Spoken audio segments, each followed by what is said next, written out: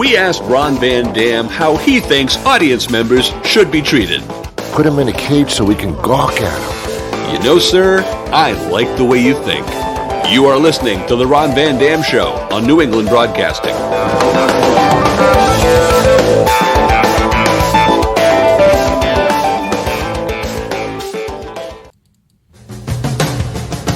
Good morning, good afternoon, good evening, good night.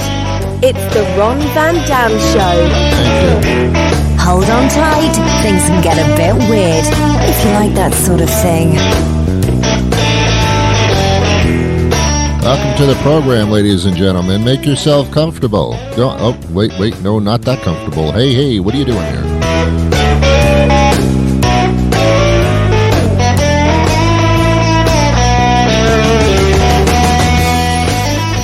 You know how I know that I'm a better person? When I go to a hotel, I don't take the towels anymore. I used to, but I don't anymore. I've grown up. I got my own towels.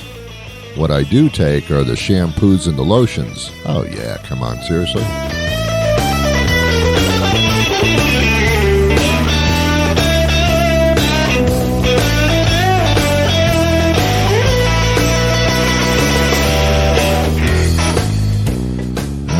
All right, fine, whatever. Welcome to the program. I am Ron Van Dam. I can prove it. See? Okay. Well, a lot of stuff going on in the world, and I choose not to talk about it right now. You can get that from the news all the time. It's amazing to me how many people I talk to, and they say, hey, Ron, what's going on with that coronavirus thing? Are you serious? Are you freaking serious? On the verge of a pandemic, which is actually happening in Europe right now and in the Far East, you don't know what's going on? You don't know the ramifications or how this is headed or anything like that? Shame on you, you feckless little person. Do something about that, man. This is like your family and your life and everything and your health and your way of life and the stock market and quarantines and shutting people off from things and not being able to get supplies and going to a doctor's office with a bunch of sick people there. I mean, people over the age of 60 who have medical conditions, which is, by the way, that's you. But Ron, I'm not 60. You have medical conditions, and you know you do. You tell me you have them. Now you don't? You do. Anyway, what the hell am I talking about? So I don't want to talk about it. It is what it is. It goes where it goes. All I can tell you is stay informed. It's for your own sake, okay? I mean, things aren't horrible, but they ain't good either. Economy is tanking as a result. You may want to find out about that. And that's affecting you and perhaps your job in the near future. You may want to find out about that too. Or maybe not. Just keep on top of it. It's all I'm saying to you. Okay, thank you. Now, in order to get as far away from that subject as possible, for just a short period of time, my guest today is fascinating to me. I believe, I shouldn't say that. Let me start again. Hello, welcome to the not that far back. Let me start again. I believe in possibilities. Everything's possible. Some things hardly possible, but always a percentage of possibility exists. Are we the only planet in infinity to have life on it like this? I don't think so. That would be like kind of impossible, wouldn't it? So is there life on another planet in some other galaxy, some other thing, universe, whatever you want to call these things? Probably. Do they have the ability to travel here? I don't know. Possibly. So we get into the area of UFOs and visits from other planets and alien abduction. Alien abduction is not some guy from Mexico coming into El Paso. That's not what alien abduction is, Donald Trump. We're talking about something from another planet abducting humans from basically from trailer parks. We're going to abduct them from the muffler of this trailer here. Let's get some trailer parts, shall we? And then go back to our planet. Very similar to tornadoes, apparently the alien abductions take place in Tornado Alley, in trailer parks. I don't know why. Anyway, is it possible? Well, we hear stories about it. We usually find them entertaining. This particular author, Ron Felber, tells us some stories of actual alien abduction. Is that possible? Again, anything really is. I mean, I believe that there are possibly spirits, ghosts. I don't know if you want to call them that. Spirits, possibly. How the hell am I supposed to know? So as long as I definitively can't say no, that is not even remotely possible, then it's possible. So let's keep an open mind today as we speak to our guest coming up rather shortly. As a matter of fact, I'm going to devote most of the show to him, because I don't want to talk about this virus thing. It's getting ridiculous. Not that the virus is ridiculous, but talking about incessantly is. Anyway, so going back to, oh God, I'm all over the place today. Oh, what's wrong with me? You know, I haven't had coffee yet. Oh, the excuse of the century. I haven't had coffee yet. You can screw up as much as you want all day or at work. Oh, Bob, what's the matter with you? You're making tons of mistakes. What's going on? I haven't had my coffee yet. Oh, I'm sorry. You didn't have your coffee yet. Well, okay. That excuses everything. It's amazing, huh? I haven't had my coffee yet. Oh, okay, Donald Trump. I didn't know. I thought you were just an asshole, but apparently you just haven't had your coffee yet. Do you ever drink coffee? What a great excuse. I went into Boston over the weekend, and I was passing this coffee house, and I don't remember the name. It was some guy's name, and it was just, and I didn't know if it was a boutique or what. It was just a guy's name on this big pane of glass, but inside there were people drinking coffee. Tons of people just sitting around with a coffee cup, nothing else, just coffee. And I peered through the window, and I wondered, what the hell's going on in here? It was like some kind of zoo. You know, I'm gawking in the window at these people just sitting there drinking coffee. They seem so complacent. I felt like walking into the coffee shop saying, all right, none of you have made mistakes this morning? Well, we can't say we made a mistake because we're having our coffee, so I guess that's not an excuse. Yeah, that's right. They all looked like the same person. Everybody drinking coffee looked exactly the same. They were dressed the same. They looked the same. They moved the same. They drank their coffee the same. They spoke the same. They leaned over the same. Everybody in a coffee shop looks exactly the same. Bored. They just sit there, sipping coffee. They look bored. Some of them have conversation. Boring conversation. Now, you take that and you put it into a cocktail lounge or a bar, and your people are very different. There's nothing boring about that. Coffee shop? Oh, boring. I've never in my life, in my entire waking days, I never sat in a coffee shop just to sit in a coffee shop and sip coffee. Never did it. Never will. There's no point. If I get coffee from a coffee shop, I'm going to get my coffee and I'm going to get the hell out of the coffee shop. There's no reason to stay. Unless you want other people to look at you. Maybe people who just sit and sip coffee at tables and coffee shops, maybe they're just like wanting to belong to other people who sip coffee in coffee shops. It's very, very weird. It's just odd to look at. I mean, and when I say when I say coffee shop, I'm talking like a Starbucks kind of place or whatever. I was talking about this place, but they don't sell anything else. It's just coffee. It's just coffee. It's not a luncheonette or anything. It's not a diner. It's just coffee. It's all there is. And they just sit there and they sip it. The only difference is some of them don't even take their coats off and some do. Other than that, What's on underneath the coats? Exactly the same. They shop at the same place. They do everything the same way. Boring, boring, boring. I would never want to be caught sitting in a coffee shop just sipping coffee. It begs the question, don't you have anything else to do? Well, this is how I relax. You relax by drinking caffeine? You don't understand how much that doesn't make sense. I can't do anything without my coffee. Well, that says a lot about you, doesn't it, huh? Totally incapable without taking a few sips of coffee first. Congratulations. You're not functional. All right. My guest is here, sitting on the other side of this wall here, and I don't want to put him off too much longer. So if you'll just excuse me, he'll be right with us. Who is the stone cold, soulful, righteous groove master here to make everything smooth and cool? It's Ron Van Dam.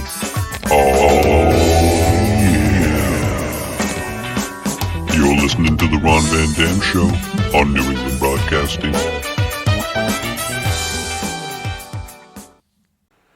Ron Felber joins us now. Interesting man. Has written a series of books, and the latest one is called The Mojave Incident, which is fascinating, by the way. It's kind of right up my alley because I find fascination in this particular subject matter. But first, Ron, what part of the country do you reside in?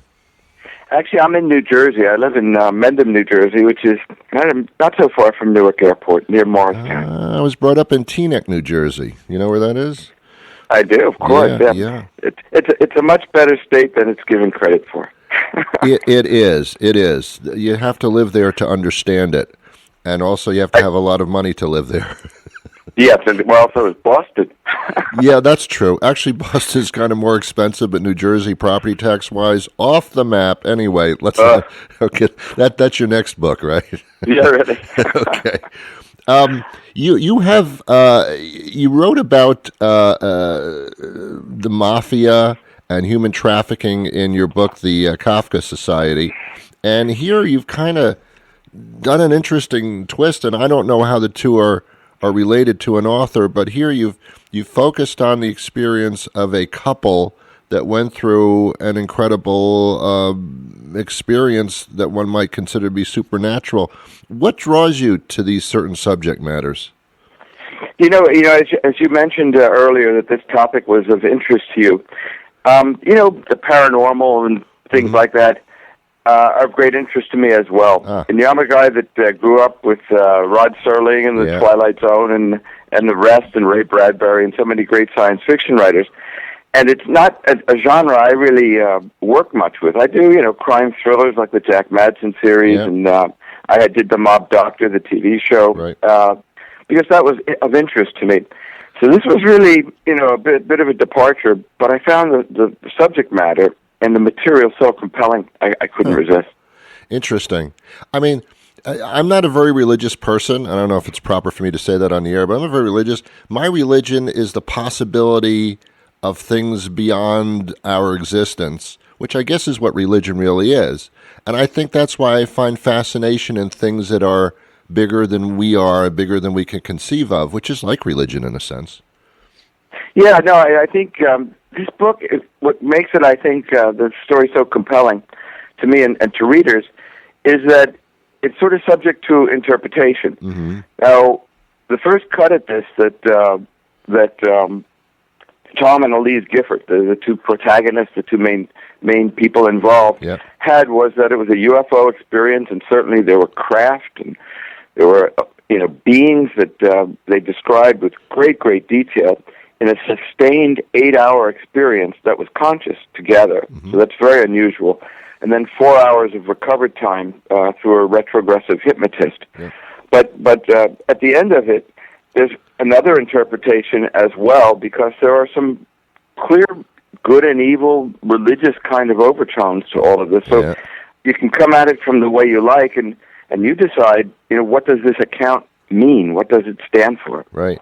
Now, as a setup, this is about a couple that go out into the desert, and they are confronted by, they have an alien encounter, actually, and it's an experience that we've heard about in the past through other writings and television shows and such, but this carries it about where that it doesn't stop at that point. This is something that continues for them.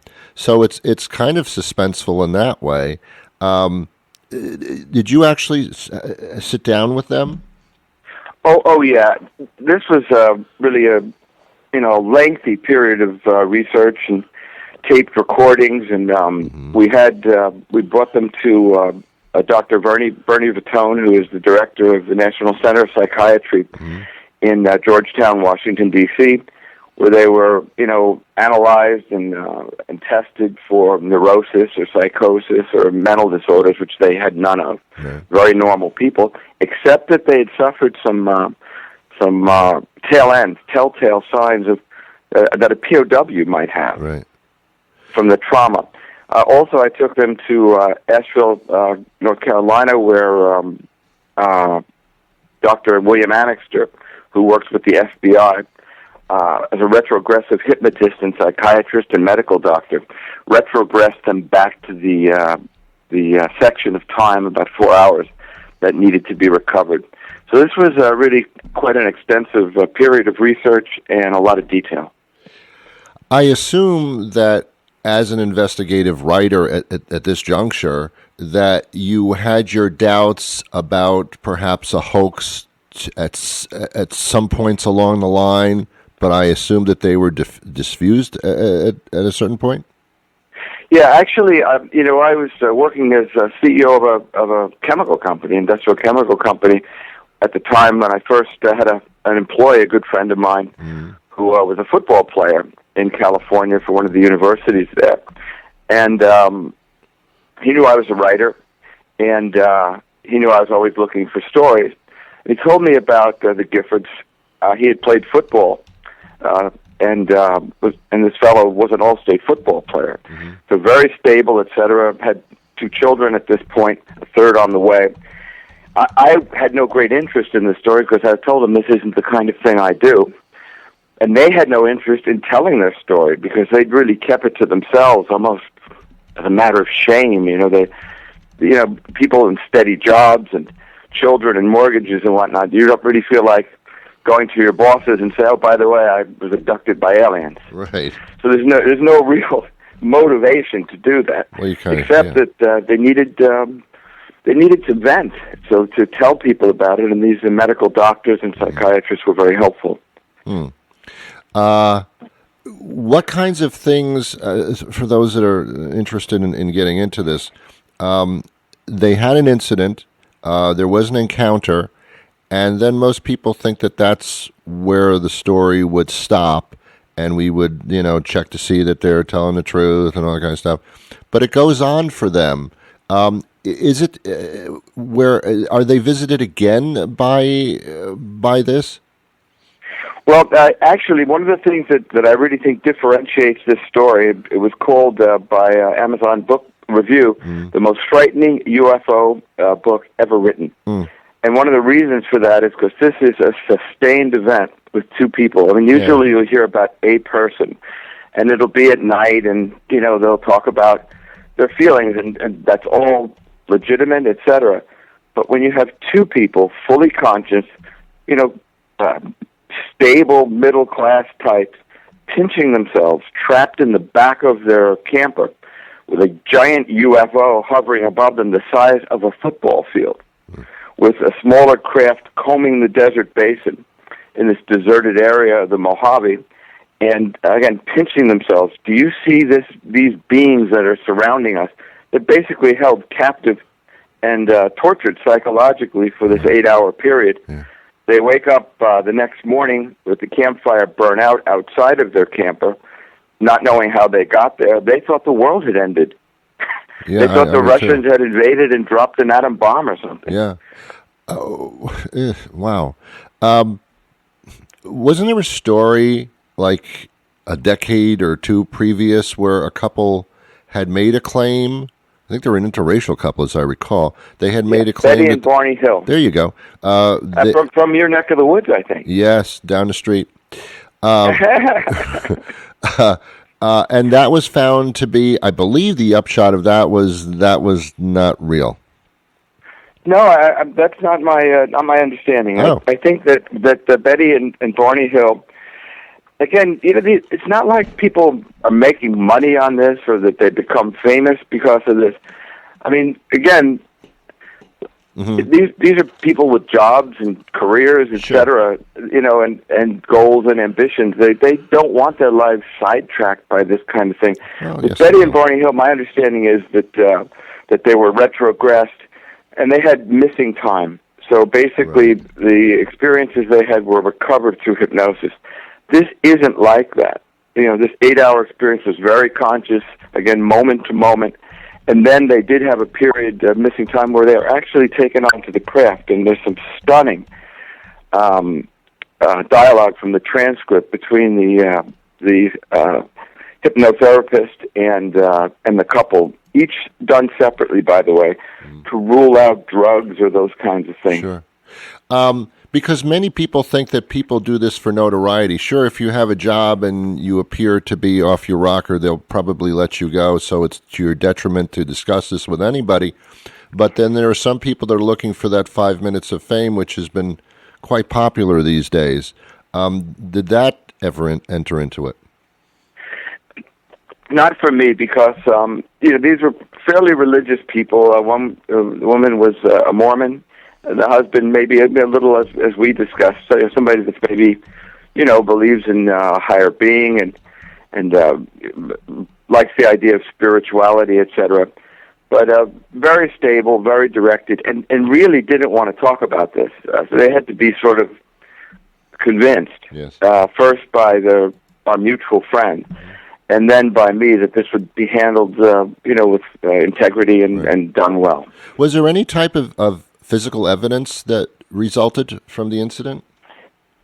Well, there were some burn marks that Elise Gifford had, like 3 fingers on the side of her face that there were photographs of and that were seen by others. Also, during the hypnotic session, she was pregnant.